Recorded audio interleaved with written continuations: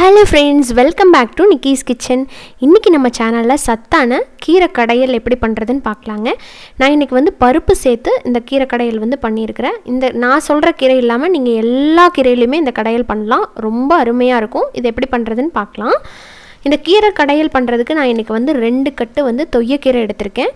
So இது மழை காலங்களில் அதிகமாக கிடைக்கக்கூடிய ஒரு கீரை. சீஸ்னலாக கிடைக்கிற நம்ம எல்லா கீரையுமே வந்து வாங்கி யூஸ் பண்ணிக்கணும். ரொம்ப நல்ல சத்தானது.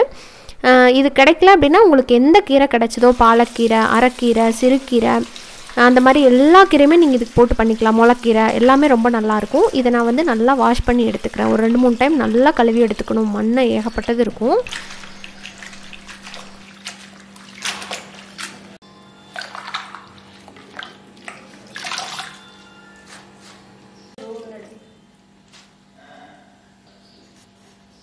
அடுத்ததான் நான் இதுக்கு வந்து துவரம்பருப்பு யூஸ் பண்ண போகிறேங்க. துவரம்பருப்பு பாசிப்பருப்பு ரெண்டுலேயுமே பண்ணுவாங்க. பட் துவரம்பருப்பு ரொம்ப நல்லா டேஸ்ட்டாக இருக்கும்.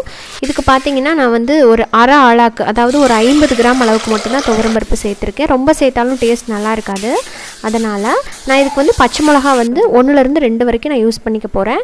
அதே மாதிரி வெங்காயம் வந்து ஒரு 6-7 வெங்காயத்தை வந்து இந்த பருப்புலேயே போட்டு நம்ம வேக வச்சுக்கலாம். முதல்ல வந்து பருப்பு தேவையான அளவுக்கு தண்ணி சேர்த்துட்டு ஒரு பச்சை மிளகா, ஒரு 4-5 பல் சின்ன வெங்காயம், அப்புறம் ஒரு 2-3 பல் பூண்டு, ஒரு அரை டீஸ்பூன் அளவுக்கு மஞ்சத்தூள், கூடவே வந்து வீட்லேயே அரைச்ச சாம்பார் பொடி இருக்கு இல்லைங்களா, அது வந்து உங்கள் காரத்துக்கு தகுந்த மாதிரி போட்டுக்கோங்க. நான் 1 டீஸ்பூன் போட்டிருக்கிறேன். அப்புறமா ஒரு அரை டீஸ்பூன் அளவுக்கு சீரகம், கூடவே வந்து பொங்கி வராமல் இருக்கிறதுக்காக எண்ணெய், கூட ஒரே ஒரு தக்காளி சேர்த்து இது நல்லா ரொம்ப குழையவும் வேக வைக்கக்கூடாது. நம்ம இதை கடைய போகிறதுனால ஒரு அளவாக வேக வச்சு எடுத்துக்கோங்க.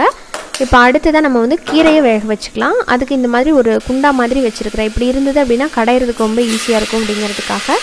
இப்போ இதில் வந்து நம்ம க்ளீன் பண்ணி வச்சுருக்கிற அந்த தொய்யக்கீரையை வந்து சேர்த்துக்கலாம்.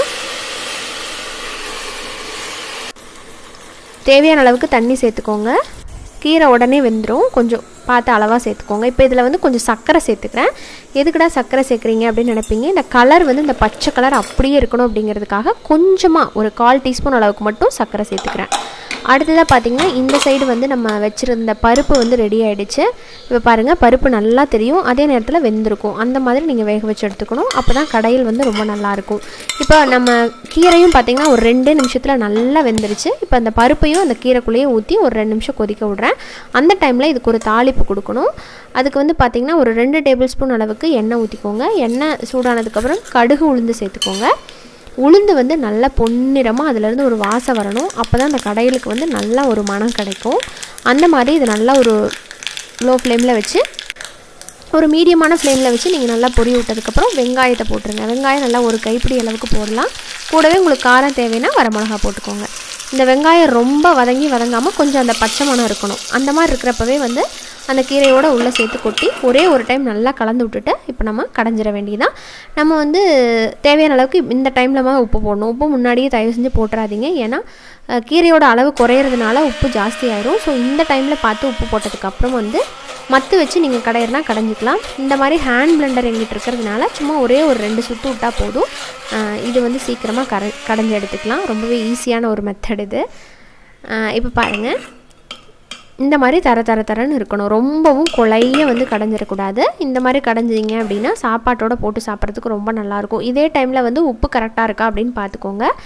உப்பு பத்தலை அப்படின்னா இன்னும் கொஞ்சம் கூட நீங்கள் போட்டுக்கலாம். அவ்வளோதான், நம்மளோட சத்தான, அதே நேரத்தில் நல்லா சுவையான, நல்லா காரசாரமான ஒரு கீரை கடையல் வந்து ரெடி ஆகிடுச்சு.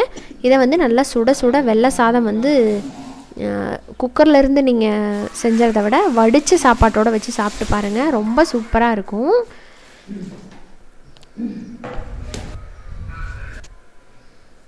எவ்வளோ அருமையாக இருக்குது பாருங்கள். கீரை கடையில் நல்லா பச்சை பசையேன்னு இருக்கும். அந்த ஒரு அரை டீஸ்பூன் சர்க்கரை மட்டும் சேர்த்து நீங்கள் நெக்ஸ்ட் டைம் பண்ணி பாருங்கள். நிறைய பேர் இந்த மெத்தடில் பண்ணுவீங்க அப்படின்னு நினைக்கிறேன். நான் எப்பயுமே இதே மெத்தட் தான் வந்து பருப்பு சேர்த்துனா பண்ணுவேன். ரொம்ப நல்லாயிருக்கும். இதோட நீங்கள் குழந்தைகளுக்கு கொடுக்குறப்ப நெய் சேர்த்து கொடுங்க. ஸோ இதே மாதிரி செஞ்சு பார்த்துட்டு எப்படி இருந்தது அப்படிங்கிறத மறக்காமல் என் கூட ஷேர் பண்ணுங்கள்.